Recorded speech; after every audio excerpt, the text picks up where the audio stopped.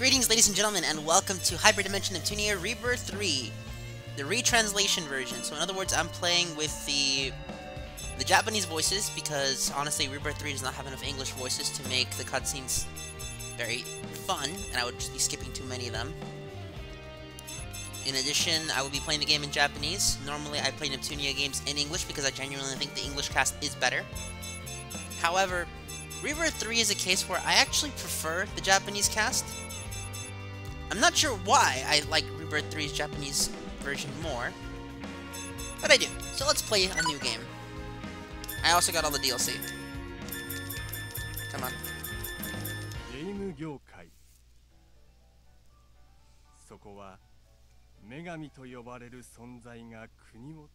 What happened?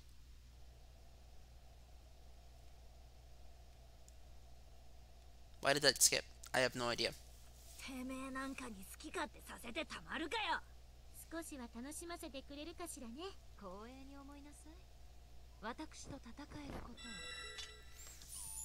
And honestly, I think at this point I'm just going to start talking over the cutscenes because there were entire parts of one of the Neptunia games where I just let the cutscene play, and in all honesty, what it ended up doing was having sections where I just did not talk in the slightest.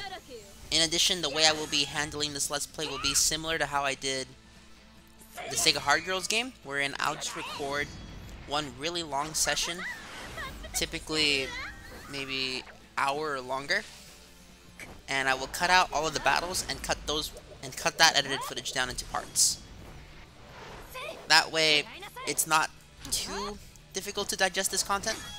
Because one issue with RPGs is that trying to commentate over them, especially when you include the wild battles, just takes too long. The only game where I would show every trainer off would be Red, Blue, Yellow, Green, the Pokemon games. Otherwise, I wouldn't even think about it.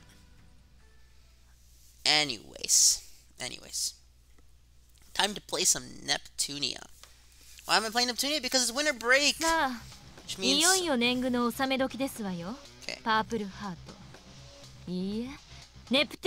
Okay, so... Wait. Is it auto? Cool. Awesome. Now, one thing that I do like about this translation is that instead of just trying to localize it, it just is a direct translation of the original game. Sure, there are things that you can't do in translation from certain languages to others, but at the end of the day, what ends up happening here is it removes some of the more localized dialogue. So, we'll get a scene where in the original Japanese, Blonde calls Kuria like a brat or young, but in the English version, it just calls her a bitch. I do want to genuinely experience this with a proper translation. It's not perfect, okay? I'm going to say that right now. This translation is... I don't think it's perfect. Because translating a game perfectly is not something that's very easy to do. Anyways, what do I want to hit? If the fight is mandatory, I will show it, obviously. If the boss fight, I will show it off. But for the most part, I'm going to be doing a lot of skips. Although, now that I think about it, what I will do is, for the first fight, I'm going to show off all the animations. Therefore, mandatory fights, I'll show off the animations and whatnot. But if something is skippable, I'll either edit it out, and if you've seen it more than 3 times in the same fight, I'll probably just skip it.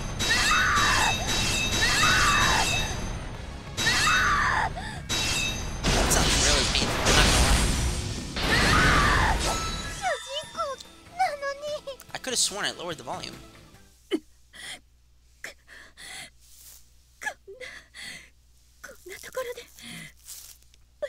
If I do go silent, it's likely because I'm taking a sip of my drink. Hold on, that's that. That's to check it. X is auto, so select is auto. Okay, select is auto, X is skip. Got it. Now, a lot of people have issues with the story of Rebirth 3. Not for any reasons that I can discern particularly, but more so to do with the fact that Neptune is really out of character in this game. And while I won't disagree with Neptune being out of character, in terms of the canon series, there's not much of Neptune to go off of. So pretty much it would be Mark 2, not Mark 2, Rebirth 2, where Neptune wasn't even the protagonist, and she was out of commission for most of the game until practically the end. So the canon Neptune doesn't really have anything at this point. Sure, you could say, but we have the previous Neptunes. Yes, but those Neptunes were either from spin-offs, the anime, and I'll say the anime did Neptune's character, the current rendition of Neptune's character, quite well. Not perfectly, but it did do it quite well, and it even showed her being really cool, considering she was able to take on full-powered attacks from Pishi and base. Okay, so what I'm going to do is I'm going to call the the hard drive divinity forms just HD, but if they're not in it, most people just say the human forms. I'll just say base for the sake of simplicity, and also because I'm a huge Dragon Ball fan.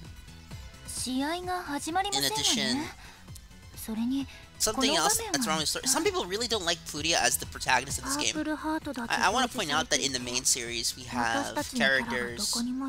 Neptune you would think would be the most protagonist character in the series, but realistically she's not. As a matter of fact, her calling herself the protagonist is only because she shares the name with the game. Let's analyze this correctly. In the original Neptunia, so 2010 on PS3, 2011 worldwide I believe, Neptune was the protagonist through and through. Okay, fine. As a matter of fact, we don't even interact with the other three goddesses until way later. But then Mark 2 hits and you realize Nepgear is the protagonist. Victory, Plutia is the protagonist. V2R, it's not Neptune who gets the final fight, it's Uzume. Uzume is the protagonist. And then we're getting Sisters vs. Sisters, and I don't know if that game is canon or not. If it's canon, then Nepgear is the protagonist. And there is some sort of discussion on whether or not... What game is it? Four Goddesses Online is canon. And if that game is canon, well then the canon character, well the protagonist of that game was clearly Vert. Sure, we get the whole Nepco has arrived thing at the beginning of the game, but Vert was clearly the protagonist. This was clearly Vert's game. She was the MMO player of the show. Let's see what else. Sega Hard Girls, that's IF. Action Unleashed, while Neptune is the kind of the protagonist of that game, it's more... It's closer to having it be Dengekiko and Famitsu that are protagonists of that game, because most of the story revolves around them making their propaganda. Super Neptunia RPG, Neptune is the main character of that story, and Chrome is the secondary protagonist, not the protagonist, but the secondary one.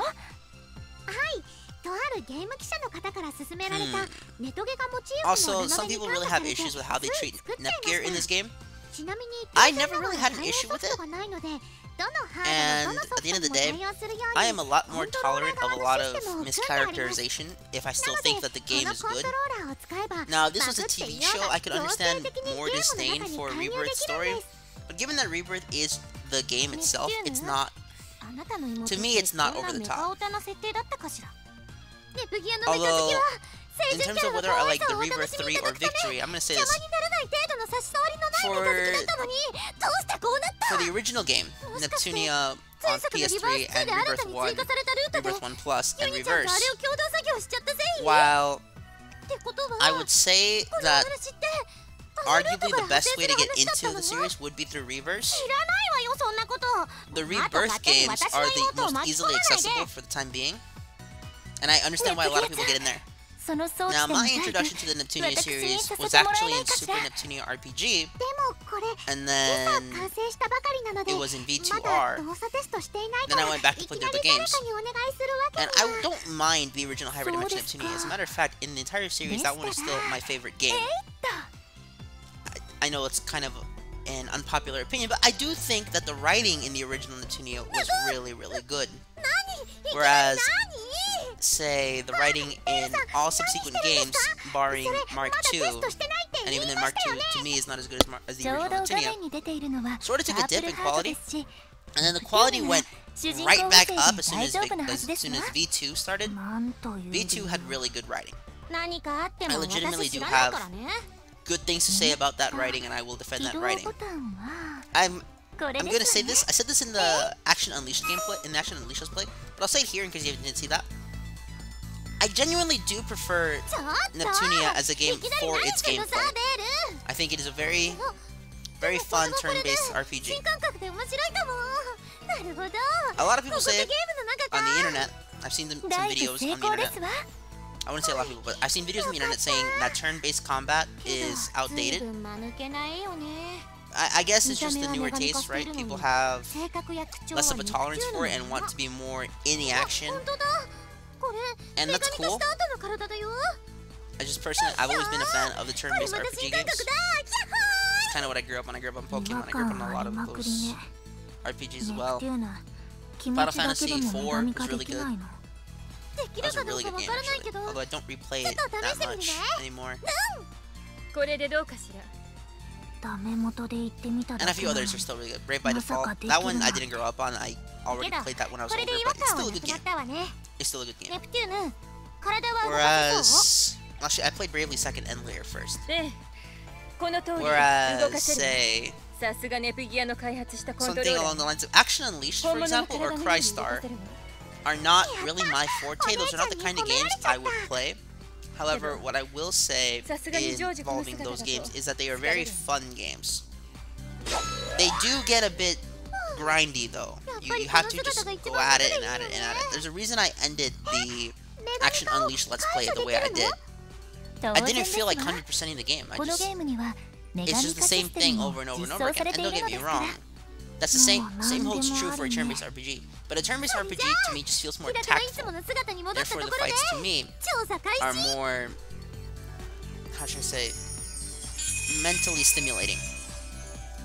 As for what my favorite game type is, it would probably be the 3D platformer. The 3D platformer to me is something I really enjoy. Mario, Sonic, those kinds of games. Okay. I'm also going to be playing this on an Xbox One controller, the same controller I was using for Frontiers.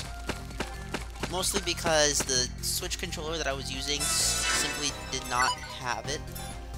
Did not, how should I say, did not have all the necessary elements of a controller that I would really like. Were we level 50 in this tutorial? We're level 50 in this tutorial, okay.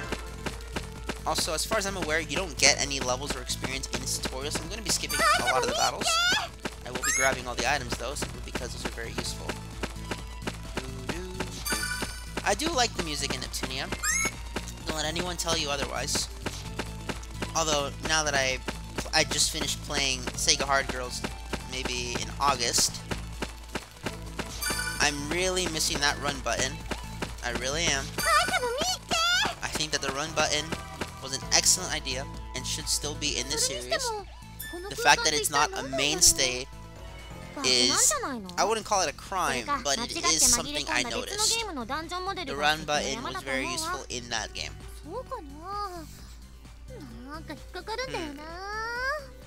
Buggering me. Also, that's not what buggering means, but sure, Neptune, let's go with that. Also, I'm glad I can finally run this game like this while recording. Whereas, when I was doing Sonic, because Sonic is, the nature of Sonic is, it's so fast, and they have to render so much, my computer just hates it, okay? And don't get me wrong, I was having technical issues in a lot of games. The Grand Theft Auto game, that Let's Play, although it's one of my favorite Let's Plays on the channel, even I have to agree that the level of technical issues I was suffering through on a practical scale is unacceptable. That should not happen in any series that I do. At the end of the day, it was my fault for not finding a way to contain those issues. I could have upgraded my hardware or something else. I'm also still using the same setup that I used in the Frontiers video. For those of you who don't know, quite literally I'm recording this the day after Frontiers finished. So it is December 9th for me. Although for you it's probably going to be February, sometime in February. And also I do like the Sword Art Online reference here. I guess it was popular around that time. And I actually do like Sword Art Online. I got all the way to Moon Cradle in the books. And in terms of the anime, I watched until the end of Alicization, but I think I'm done. Don't get me wrong, there's still Unittle Ring, and I'm kind of looking forward to it, but I'm not going to go out of my way to buy all this stuff. That's not the kind of thing I'm into right now. I do like what I own, though. I still have my Nagato Yuki figure from Pokemon Let's Play. Attack spamming suicide strategy. Yep. Regardless, one thing about Neptunia is that if you're looking for a hard time, Neptunia is not a hard RPG to play. I would argue that Neptunia is one of the easiest RPGs to get into. It's actually quite simple, unless you're doing some crazy runs, like no upgrade runs, or only the base moveset run. Or if you mod the game to do no level up runs. Those are pretty hard. But for the most part, Neptunia is pretty easy. By a lot of game standards, even by most RPG standards.